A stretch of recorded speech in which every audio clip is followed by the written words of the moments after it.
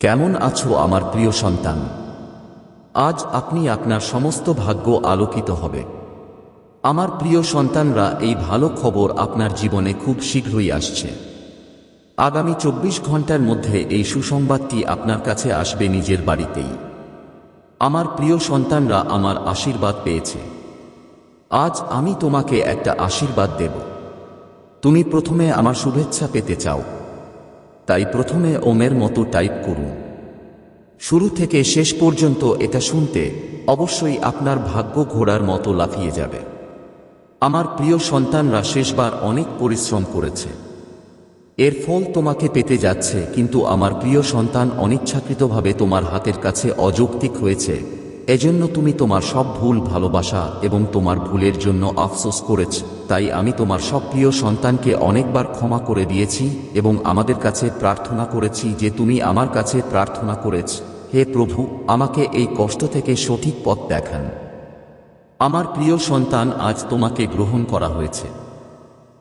আজ তোমার প্রার্থনা গ্রহণ করা হয়েছে। আমি তোমার জন্ম রাশিফল খুলেছি এবং তোমাকে দেখেছি। তাই তোমাকে এখন স্নায়বিক হওয়ার দরকার নেই, কারণ আমি সবসময় আমার সাথে দাঁড়িয়ে থাক। প্রিয় বাচ্চারা, যারা ভক্তের জীবনের উপরে পড়ে যায় তারা আনন্দে ভরে যায়। আমার প্রিয় সন্তানরা, আজ 108 নম্বরের ভাগ্যবান চিহ্ন দিয়ে আমার আশীর্বাদ পেতে পারে। আমার প্রিয় সন্তানরা, আপনাকে আপনার অনুমোদন পাবে এবং আমি তোমাকে আশীর্বাদ দেব। আমার প্রিয় সন্তান, আমি জানি তোমার হৃদয় খুব অস্থির। তুমি ভয় পাও, কিন্তু তোমার স্নায়ু হওয়ার দরকার নেই। কিন্তু তোমার মনে হয় স্নায়বিক হওয়ার দরকার নেই। তুমি সব সময় পোষা প্রাণীকে টেনশন করে নাও। আমার প্রিয় সন্তানরা, কখনোই তোমার জীবনে সন্দেহ করবে না। আমার প্রিয় সন্তানরা আপনাকে একদিন অসুস্থ করে তুলবে। আমার প্রিয় সন্তানকে কখনো তোমার প্রেমিকের উপর সন্দেহ করা উচিত নয়। সে বলে সে বিশ্বাস করে না, সেখানে কোনো প্রেম নেই। তাই ভক্তরা আমাদের সত্যিকারের হৃদয় দিয়ে ভালোবাসে এবং এই বার্তাটি আমার বার্তা পছন্দ করবে। আমি সবসময় তার বাড়িতে বাস করব। আমার প্রিয় সন্তানরা আমার ছোট্ট গল্প শুনবে, যাতে আমার সব প্রিয় সন্তানরা স্পষ্টভাবে এই গল্পটি রাভানের উপর ভিত্তি করে শুনতে পাবে। এই গল্পটি আপনার উপর ভিত্তি করে এই গল্প থেকে অনেক বড়। যখন আমার প্রিয় সন্তান শ্রীরাম অযোধ্যায় রাজত্ব শুরু করে, একদিন রামচন্দ্র অযোধ্যাপুরী এসে তাদের সবাইকে তৈরি করার জন্য যথার্থভাবে অযোধ্যাপুরী করে শ্রী রামচন্দ্রজি, যিনি ঠিক ধরনের কথোপকথন করেছেন, অগাস্তা মুনি বলতে শুরু করেছিলেন যে যুদ্ধে এটা বড় ব্যাপার না যে লক্ষণকে পরাজিত করেছিলেন মায়াবী দানব যুদ্ধে। এই ঘটনাটি সবচেয়ে বিস্ময়কর। তাদের কথা শুনলে পশুদের জন্য অবোধে রামচন্দ্রজি বড় অবাক হয়েছিলেন। তারা বলেছিল, মুনিভার রাবণ এবং কুম্ভকর্ণও দারুণ পরাক্রমী ছিল, তাহলে তুমি শুধু ইন্দ্রজিৎ মেঘনাথকে কেন এত প্রশংসা করছ? মহোদার প্রহস্ত বিরূপাক্ষা খুব কম ছিল না? কিন্তু এই প্রশ্নের উত্তর দেওয়ার আগে আমি তোমাকে রাভানের জন্ম ইত্যাদি বিস্তারিত বলছি। আমার নাম ব্রহ্মাজি এর বুরকিসা নামকরণ করা হয়েছে। যারা একবার মাহগিরিতে গিয়েছিলাম তারা অসাধারণ এবং যোগ্য ছিল, তাই শিদের কন্যা রাজার্ষি ইত্যাদি ছিল। এটা তাদের অনুপ্রবেশের মধ্যে ক্রাইসিস হতে পারে যখন তারা তাদের চিহ্ন না দিলে তারা বিশ্বাস করে না যে তারা অভিশাপ করে যে আগামীকাল থেকে মেয়ে আমাকে গর্ভবতী করবে। শেষ সব ক্যানিয়াস তাই সেখানে আসার থামেন, কিন্তু রাজার্ষি ত্রাণ বিন্দু সম্পর্কে অজ্ঞতার কারণে তিনি আশ্রমের কাছে এসে গর্ভবতী হন এবং যখন তিনি মহর্ষির দৃষ্টি পড়েন এবং ত্রাণ বিন্দুটি জানলেন, তখন তিনি তার ভাগ্যকে স্ত্রী হিসেবে অর্থ প্রদান করেন। এইভাবে বিশ্ব জন্মগ্রহণ করেন যে তার বাবা ও দেবীকে বেড়ে পরিণত হয়েছে। মহামুনি ভরদ্বাজ তার বান্ধবীকে বিয়ে করেন এবং শ্রাবান নামক পুত্রকে বিয়ে করেন বিশ্রা হিসেবে। তিনি ব্রহ্মাজি এর দেবী এবং পণ্ডিত ছিলেন এবং ইয়াম, ইন্দ্র ও বরুণের দৃশ্যমান লোকপাল পোস্টটি খুঁজে পান। তারপর তিনি ত্রিভুট পর্বতে তার বাসস্থান তৈরি করেন এবং দৈত্যের উপর রাষ্ট্র শুরু করেন। এবং তারপর তিনি জিজ্ঞাসা করেন যে কুবের এবং রাভানের আগে লঙ্কার মাংসভাগ দৈত্যকে। আমি তখন এটা শুনতে অপরাধী হচ্ছিল। অগাস্টা জি পূর্ব দিকে বলেছিল, ব্রহ্মাজি অনেক জল সৃষ্টি করেছে এবং তাদের সমুদ্রের পানি রক্ষা করতে বলেছে। তারপর সেই প্রাণীগুলোর মধ্যে কিছু লোক বলেছে যে আমরা এটা রক্ষা করব এবং কেউ কেউ বলেছে যে আমরা এর উপাসনা করব। ব্রহ্মাজি বলেছিলেন কিকে এটা রক্ষা করবে এবং এর নাম হবে তা হলো ইয়াক্ষা। এইভাবে সে আমাদের ধ্বংস করতে যাবে এবং ঘোষণা করতে পারবে কিন্তু হেটি ভাইয়াকে বিয়ে করেছে, যে তার ক্ষমতা চুলের নামে জন্ম নিয়েছে, তার পাওয়ার চুলের প্যারাক্রামী পুত্র সুকেশ, যিনি মালভানু মালির 3 পুত্র এবং ব্রহ্মাজি এই আশীর্বাদ অর্জন করেছে যে আমরা ভেঙে পড়ে গেছি এবং কেউ আমাদের পরাজিত করতে পারবে না, এবং তারা চারিয়েছিল। তিনি আশুরাসকে নির্যাতন করতে শুরু করেন। বিশ্বকর্মাকে বলেন একটি সুন্দর শহর বানাতে। এই বিশ্বকর্মা তাদের পাঠিয়েছিল লঙ্কাপুরীকে জানার জন্য। এই বিষয়ে তিনি খুব আনন্দে বসবাস শুরু করেন এবং 7 পুত্রের নাম মন্মাত, সুশীল। তিনি সুমালিকে শুভ্রকরণ পেনাল্টি, সুপ্রিম কোর্টের কাছে শুভ্রকরণ দণ্ড এবং ওজন কর্ণের 10 পুত্রকে সহ্য করার জন্য চমৎকার সংযোজন প্রদান করেছিলেন। মালির পায়ুপথ অনিল ছিল 4 পুত্রের নাম সানসাথী। এইসব কিছু ছিল বিরক্তিকর। আরশি মুনিস তাদের কষ্ট ও দুষ্ট প্রকৃতিতে ভুগছিলেন। যখন আরশি মুনি লর্ড বিষ্ণুর আশ্রয়ে গেলেন তখন তিনি আশ্বস্ত করেন যে দানবদের এই আশ্বস্ত করার পর আমি এই দুষ্টদের ধ্বংস করব। তারা সবাই মন্ত্র দ্বারা মন্ত্রিত এবং মালির সেনাবাহিনীতে ইন্দ্রালোক আক্রমণের জন্য সংগঠিত হয়েছিল। খবর পাওয়ার মাধ্যমে লর্ড বিষ্ণু তার অস্ত্র গ্রহণ করে এবং দানবদের পরাজিত করে সেনাবাহিনীমান মালি সহ অনেক দানব মারা যায়। এবং যখন তিনি নারায়ণ দানবদের দৌড়াতে শুরু করেন তখন তারা নারায়ণকে উত্থাপন করতে শুরু করে এবং যুদ্ধের ভূমিতে ফিরে আসে। সময়ের শেষে তিনি সেই সময়ের ঘাস হয়েছিলেন, লঙ্কা পরিত্যাগ করেছিলেন এবং প্যাটাল থেকে চলে যান এবং লঙ্কা রাজ্যে কুবার রাজ্য স্থাপন করেছিলেন। এখন আমি তোমাকে রাভানের জন্মের গল্প বলি। সুমালি তার কন্যাকে কক্সির কল্যাণে আমি চাই তুমি চূড়ান্ত পরাক্রমী মহর্ষি বিশ্রাভায় যাও এবং তাদের কাছ থেকে ছেলে পেতে। অগাস্ট মুনির দেবতাদের কাছ থেকে আমরা যে ছেলেকে রক্ষা করতে পারি সেও বলতে থাকে যে আগস্ট মুনি ককাসি বিশ্রাভা বলে চলে গেছে। সে সময় ভয়ঙ্কর আঘাতটা চলছিল। আমি আকাশে যেতে চাই আর আমি কাকসির অর্থ জানতে চাইলাম। বিশ্রা বলেন তুমি এই ভালো বেলায় এসেছ, কিন্তু এটা তোমার সন্তান দুষ্ট প্রকৃতি এবং নিষ্ঠুর কর্মা হবে যখন তুমি কক্সির পতন শুনবে এবং বলছ যে ভগবান তুমি এই ধরনের দুষ্ট শিশুকে খুঁজছ না।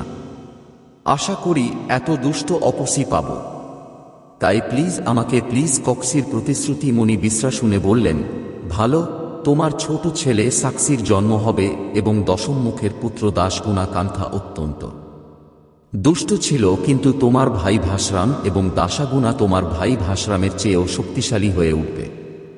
আবাধ যাও। ব্রহ্মাজি ভচিসেনা বলে তার ইচ্ছা পূরণ করেছেন। বিভীষণ ধর্মে থাকার ইচ্ছা খুঁজে পেয়েছিল এবং কুম্ভকরণ বছরের পর বছর ধরে ঘুমিয়ে থাকার বন্ধন খুঁজে পেয়েছিল। তারপর গ্রীড লঙ্কার বাদশাহকে তার রাজ্যকে তার দেশ হিসেবে পাঠিয়েছিল। তার বাবা ভিসার ব্যাখ্যা করে কুবার লঙ্কা ত্যাগ করে এবং রাভান তার সেনাবাহিনীর ভাই ও কর্মচারীদের সাথে লঙ্কায় থাকার পর, লঙ্কায় হিমায়িত হওয়ার পর তার বোন সুরপাকা কালকার পুত্র কলাব রাজ বিদিউ ভাওয়া, যিনি দ্বিতীর পুত্র কন্যার মান্দোদরীকে বিয়ে করেছিলেন, যিনি কুমার থেকে জন্মগ্রহণ করেছিলেন এবং গন্ধর রাজ মহাত্মা শালার কুম্ভাকরণ থেকে জন্মগ্রহণ করেছিলেন। কিছু সময়ের পর মান্দোদরী মেঘনাথের জন্ম দেন, যিনি বিশ্বকে পরাজিত করেছিলেন। ইন্দ্রজিৎ নামের মাঝখানে রাভান দেবতাদের রাশি ও ইয়াক্ষা এবং গন্ধরের নিষ্পেষণ করতে পারে এবং লোকেরা তাকে বিরক্ত করতে শুরু করে। একবার তিনি কুবের আরোহণ করে এবং যুদ্ধে তাকে পরাজিত করে কুবের ফুলের বিমানটি তার বিজয় স্মৃতি হিসাবে গ্রহণ করে। বিমানটির বেগটা ছিল বিমানের বেগটাকে মনে করার মতো তীব্র। তার ও স্বর্ণের সিঁড়ি থেকে বসা মানুষদের ইচ্ছা অনুযায়ী ছোট বা বড় আকারের আকার ধারণ করতে পারে এবং স্বর্ণের আসন থেকে সোনার আসন বজায় রাখতে পারে। তিনি বিমানের উপর বসেছিলেন যখন তিনি সার্ভান নাম দ্বারা বিখ্যাত সারাকদের বিশাল বনের মধ্য দিয়ে যাচ্ছিলেন। লর্ড শঙ্করের পরাচাঁদ নন্দীশ্বর তাকে থামিয়ে বলেছিলেন এবং বলেছিলেন যে এই বনে অবস্থিত পর্বতের ধ্যাস গ্রীভান ক্রীড়া, তাই এখানে নন্দীশের কথা থেকে সমস্ত সুর আসুর ইয়াক্ষা ইত্যাদি নিষিদ্ধ করা হয়েছে। রাভান বিমান থেকে উত্তীর্ণ হয়ে লর্ড শঙ্করের দিকে অগ্রসর হয়ে নন্দীকে হাত নাড়াতে, যেমন নন্দী দ্বিতীয় শিবের মতো দাঁড়িয়ে তাকে থামানোর জন্য।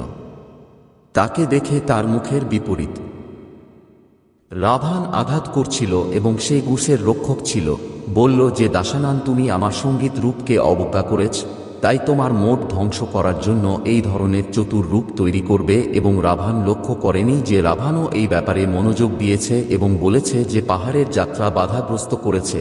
আমি পর্বতের নিচের অংশে এটি উত্থাপন করার চেষ্টা করেছি। যখন সে পর্বতটি সরানো শুরু করেছিল, ঈশ্বর শঙ্কর তার পায়ের কাঁটা দিয়ে পাহাড়ের কাঁটা দিয়েছিলেন এবং এটা কান্নাকাটি করে চিৎকার করে দিয়েছিল। এবং যখন সে কিছু হাত থেকে হাত সরাতে পারছিল না, রোট কেঁদেছিল, ঈশ্বর শঙ্কর এর জন্য প্রার্থনা করতে শুরু করেছিলেন। ঈশ্বর শঙ্কর তাকে চন্দ্রহাসা অগাস্ত্য মুনি নামে একটি বিরতি দিয়েছেন। একদিন হিমালয় প্রদেশ পরিদর্শন করার সময় রাভান অমিত অত্যাশ্চর্য ব্রাহ্মর্ষি কুশ পতাকা প্রিয়তম বেদবতী হিসাবে বেদবত এর স্বাদ দেখেছিলেন এবং তার কাছে আসার পরে এবং তার পরিচিতির জন্য তাকে জিজ্ঞাসা করেছিলেন এবং তার ভূমিকা দেওয়ার পরে তাকে জিজ্ঞাসা করেছিলেন যে আমাকে একটি ভূমিকা দেওয়ার পরে দত্তয়া রাজ শম্ভু, যিনি তাকে ঘুমন্ত অবস্থায় ড্রিল করার ইচ্ছা করেছিলেন এবং তার মা দুঃখে চিতা প্রবেশ করেছিলেন, আমি আমার বাবার ইচ্ছা পূরণ করার জন্য লর্ড বিষ্ণুকে অনুপ্রবেশ করছি। আমি তার স্বামীকে তার প্রথম রাবণকে ভেদবতী হিসাবে বিবেচনা করেছি। সে তাকে কথার মাধ্যমে প্ররোচিত করার চেষ্টা করে তারপর জোর করার জন্য তার চুল ধরে ফেলে।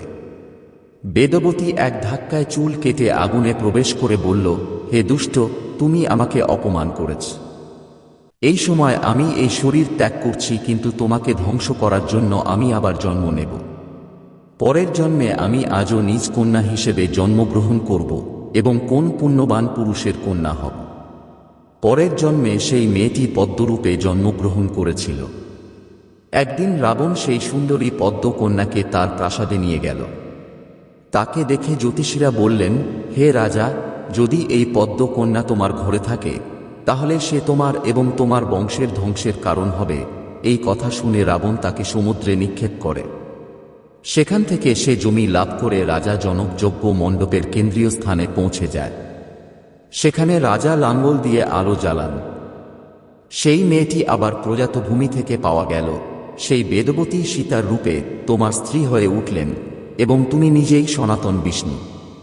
এইভাবে তোমার মহান শত্রু রাবণকে ইতিমধ্যেই বেদবতী তার অভিশাপে হত্যা করেছিল। তুমি তাকে হত্যা করার মাধ্যম ছিলে। অনেক রাজা সম্রাটকে পরাজিত করে দশগ্রীব অযোধ্যা শাসনকারী ইভাক রাজবংশের রাজা অনরণের কাছে পৌঁছেছিলেন। তিনি তাকেও দ্বন্দ্বযুদ্ধ করতে অথবা পরাজয় মেনে নিতে চ্যালেঞ্জ করেছিলেন। উভয়ের মধ্যে এক ভয়াবহ যুদ্ধ হয়েছিল, কিন্তু ভগবান ব্রহ্মার বরদানের কারণে রাবণ তার কাছে পরাজিত হতে পারেননি। অনরণের দেহ যখন মারাত্মকভাবে বিকৃত হয়ে গেল, তখন রাবণ ইক্ষ্বাকু রাজবংশকে অপমান ও উপহাস করতে শুরু করলেন। এতে ক্ষুব্ধ হয়ে অনরণ তাকে অভিশাপ দিলেন যে তুমি তোমার ব্যঙ্গাত্মক কথা দিয়ে ইভাক রাজবংশকে অপমান করেছ, তাই আমি তোমাকে অভিশাপ দিচ্ছি যে মহাত্মা ইভাকের এই রাজবংশে দাশরথ নন্দন রাম জন্মাবে, যে রাজা স্বর্গীয় বেহেশতের জনক স্টারাজ এবং তার ভাই সুগ্রীব তাকে হত্যা করবে না, যা সে শক্তিশালী মনস্টার বা মানুষ খুঁজে পেয়েছে। সে একবার শুনেছিল যে কিন্দাপুরীর রাজা বালুয়ান এবং পরাক্রমীর রাজা, তাই সে তার সাথে যুদ্ধে গিয়েছিল।